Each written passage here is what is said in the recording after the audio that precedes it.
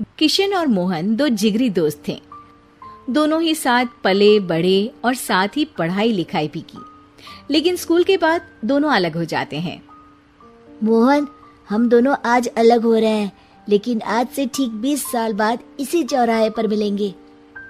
दोनों एक दूसरे से वादा करके अलग हो जाते हैं। किशन दूसरे शहर में आगे की पढ़ाई करने चला जाता है, तो मोहन अपने पिता के साथ उनकी दुकान में हाथ बटाने लगता है। पिताजी, मैं भी किशन की तरह दूसरे शहर में पढ़ने जाना चाहता हूँ। उसके पिता एक शराबी इंसान थे। अरे बेटा, तू क्या करेगा शहर जाकर? अरे पढ़ाई करने के बाद किसी की ऑफिस में नौकरी है ना। अरे वो तुझसे ढेर सारा काम करवाएगा और बदले में 4 अठन्नी पकड़ा देगा। तो राजा है राजा, अपनी दुकान में बैठ बच्चा। पर पिताजी, ये गल्ला तोलना मुझे अच्छा नहीं लगता। अरे इसी गल्ले को तोल तोल कर तो मैंने तुझे पढ़ाया लिखाया, इस लायक बनाया, और आज तुझे ये गल्ला तोलना अच्छा नहीं लगता। ये बोलकर वो मोहन को एक जोर का थप्पड़ लगा देते हैं। मोहन को थप्पड़ से गुस्सा आ जाता है और वो घर छोड़कर चला जाता है। 1-2 दिन भूखा रहने के बाद मोहन को पिता की बात याद आती है। ऐसा कौन सा काम है जिसमें खुद के लिए मेहनत करना और ज्यादा से ज्यादा पैसा हो? वो सोच में पड़ जाता है कि तभी उसे घोड़ों की आवाज आती है। वो एक पेड़ के पीछे छुप जाता है और जहां देखता है कि डाकू कैसे एक चादर फैलाते हैं और उसमें ढेर सारे सोने के गहने डाल देते हैं। डाकुओं का सरदार बोलता है, चलो, एक दिन मेहनत की, अब बाकी के महीने राजा बनकर गुजारेंगे। सारे जोर जोर से हंसकर वहां से निकल जाते हैं। अरे वाह, ये तो सच में बड़ा ही अच्छा बिजनेस है। फिर क्या था, मोहन ने छोटी मोटी चोरी का काम शुरू कर दिया। कभी किसी की चेन खींच लेता तो कभी किसी की पॉकेट मार लेता। उसे इस काम में मजा आने लगा। वाह, ये तो अच्छा काम है।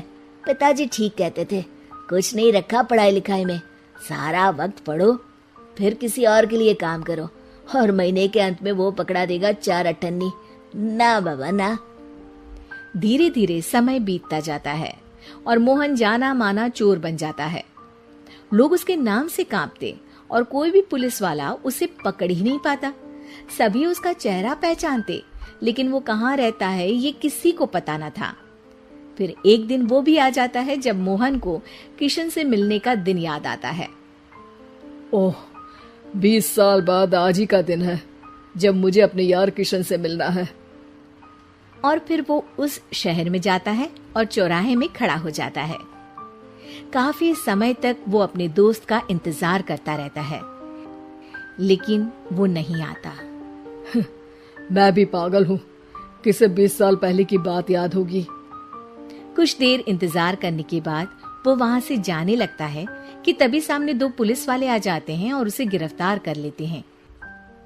मोहन को आश्चर्य होता है कि उन लोगों को मोहन का पता कैसे चला। अब सुनो, तुम लोगों ने अब मुझे पकड़ ही लिया है, तो क्या मैं जान सकता हूँ कि तुम लोगों को ये कैसे पता चला कि मैं यहाँ आने वाला हूँ? उसमें से एक पुलिस वाला मोहन को एक लेटर देता है। मोहन लेटर खोलता है जिसमें लिखा होता है, मेरे जिगरी दोस्त मोहन, मैं जानता था आज दुनिया यहाँ के वहाँ क्यों ना हो जाए, तुम यहाँ मुझसे मिलने जरूर आओगे। आज मन था कि मैं तुम्हें गले लगा लूं, लेकिन फर्ज की दीवार सामने आ गई। 20 साल बाद तुम एक मुजरिम के रूप में मेरे सामने खड़े थे। माफ करना दोस्त, देश के प्रति मेरा फर्ज मेरी दोस्ती के आगे छोटा पड़ गया। मोहन की आंखों में अब आंसू थे। वो चुपचाप वहां हाथों में हथकड़ी बांधे चला जाता है। नाटी दुल्हन। मयंक की बीवी नेहा की हाइट बहुत ही कम थी। वो इतनी नाटी थी कि लोग उसका कई बार मजाक बना देते। अरे नेहा, तेरे लिए तो मुझे किचन में टेबल रखना पड़ेगा।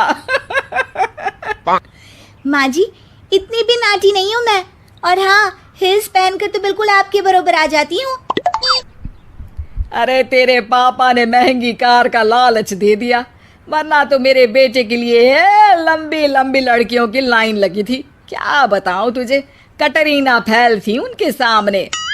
पर माँ जी, आपका मयंक भी तो हाइट में कौन सा अभिषेक बच्चन की तरह है जो कटरीना मिल जाती। वैसे भी मेरी और इनकी जोड़ी तो राम सीता की जोड़ी है, राम सीता की। एक दिन सभी खाना खा रहे होते हैं, तभी माँ, दाल बहुत अच्छी बनी है, जरा और देना। रुको जी, मैं लेकर आती हूँ, किचन में है, वैसे भी मैं खड़ी ही हूँ। ये सुनकर सास हंसने लगती है। तुम खड़ी हो या बैठी, एक जैसी लगती हो। बस कीजिए जी, अभी हिल्स नहीं पहनी है, वैसे भी हिल्स पहनती हूँ तो आपके बराबर ही लगती हूँ। एक दिन नेहा सब्जी लेने बाहर निकलती है तो पड़ोसन कहती है, अरे देखो देखो कितनी नाटी है, मयंक तो दिखने में अच्छा है, हाइट भी ठीक ठाक है, फिर क्या जरूरत थी ऐसी नाटी बहू लाने की। दहेज बहन दहेज, अंधे हो गए थे पैसों के पीछे, अब करे जगह साई। दोनों की बात नेहा सुन लेती है और उसे बहुत गुस्सा आ जाता है। आंटी जी एक बात बताओ, मेरे पापा के पास पैसे हैं, उनको अच्छे लड़की की तलाश थी, ये पसंद आए और शादी हो गई, इसमें मेरा क्या कसूर है जो आप लोग मुझे सुना रही हैं? अरे नहीं नहीं नेहा, हम तो तेरी सास की बात कर रहे थे कि कितनी लालची औरत है। देखिए वो लालची नहीं है, हाँ उनकी कुछ शौक है जो वो अपने बेटे से पूरा करवाना चाहती है, और देखा जाए तो उसमें उनकी गलती भी क्या है भला। अगर इन्होंने मुझसे शादी की है तो ज़रूर कुछ न कुछ तो अच्छाई नज़र आई होगी ना। और अब ना तो मैं आपकी बहू हूँ और ना ही आपके रिश्तेदारों को मुझसे मिलना है, फिर ये बात समझ नहीं आई कि आप इतना परेशान क्यों हो रही हैं। ये बोलकर नेहा वहां से निकल जाती है। नेहा चलो तैयार हो जाओ, हम लोगों को एक पार्टी में जाना है। नेहा तैयार होकर पार्टी में जाती है जहां मयंक का दोस्त उससे कहता है, अरे मयंक तू लकी है यार, तेरी बीवी की हाइट इतनी कम है कि तुझे बच्चे की जरूरत ही नहीं है, भाभी ही बच्ची जैसी है। और मयंक, मेरी बीवी इतनी कम हाइट की हो ना तो मैं तो घर से बाहर ही ना निकलूं, कहीं फुदक कर चली गई तो लेने के देने पड़ जाएंगे। सभी नेहा पर हंसने लगते हैं। तभी पार्टी की जगह पर आग लग जाती है। अरे भागो यहाँ से, जल्दी करो, निकलो यहाँ से। अरे लेकिन बाहर के दरवाजे पर ही आग है, अब कैसे बाहर निकलेंगे, कोई रास्ता भी नहीं है। अरे रास्ता है ना, अगर कोई इस खिड़की से बाहर निकलकर अगर सामने के दरवाजे में आग को बुझा दे तो सब निकल सकते हैं। तभी नेहा उस छोटे से जरोखे से बाहर निकलकर आग को बुझा देती है। अरे वाह, भाभी जी ने तो आज हम सबको बचा लिया। वाह भाई वाह, बीवी हो तो ऐसी, अपने पति ही नहीं बल्कि यहाँ मौजूद सभी की जान बचा ली है इसने। भाई मयंक, माफ कर देना, तेरी बीवी तो सच में कमाल है। मुझे ये बात पता है और मुझे मेरी बीवी पर गर्व है। नेहा मुस्कुराकर अपने पति की तरफ देखती है। कुछ दिनों बाद जब नेहा और उसकी सास मार्केट जाती है, वहां पर, अरे भैया ये कपड़ा तो देना, कितने का पड़ेगा? माता जी ये तो बहुत महंगा कपड़ा है, लेकिन अब बस सिर्फ 2 मीटर ही बचा है, मेरे तो किसी काम का है नहीं ये टुकड़ा, तो आप 100 रुपया ही दे दीजिए। अरे भैया तो मैं क्या करूंगी इस टुकड़े का, लेकिन वैसे है बड़ा ही सुंदर।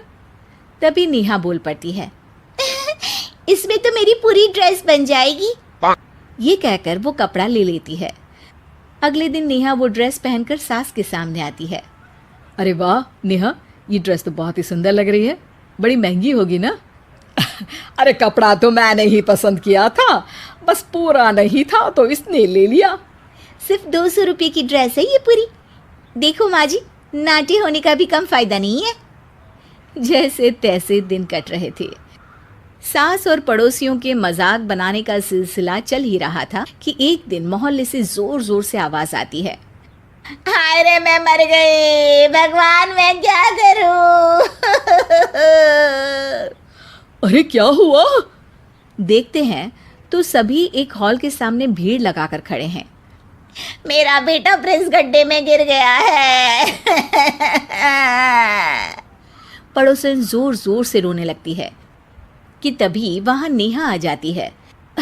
रोइए मत, मैं प्रिंस को लेकर आती हूँ। ये बोलकर नाटी सी पतली सी नेहा गड्ढे में घुसकर बच्चे को बाहर ले आती है। अब क्या था, एक बार फिर नेहा के लिए पूरा मोहल्ला तालियां बजाता है। मुझे माफ कर दो नेहा, मैंने तुम्हारी हाइट का कितना मजाक उड़ाया था। कोई बात नहीं मौसी, प्रिंस ठीक है, ये बात है। अब वो दिन आता है जब सास नेहा की तारीफ करती है। वाह बहू वाह, तेरी तारीफें सुन सुनकर तो मैं खुश हो गई। आज तो तूने ये साबित कर दिया कि समाज में इंसान अपने रंग रूप और लंबाई चौड़ाई से नहीं बल्कि साहस और हौसले से काबिल कहलाता है। मुझे माफ़ कर देना बेटा।